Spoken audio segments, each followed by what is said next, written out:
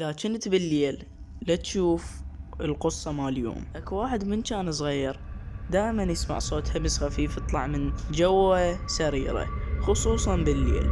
كل ما يحاول يباوع الصوت يختفي. سأل امه قالت له تخاف من خيالك، نام ولا توسوس.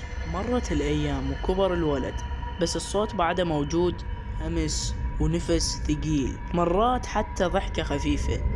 لكن الليلة الصوت كان أوضح من أي مرة، وكان يقول الصوت تعال تعال. قرر يمد ايده من تحت السرير وقلبه يدق مثل الطبل.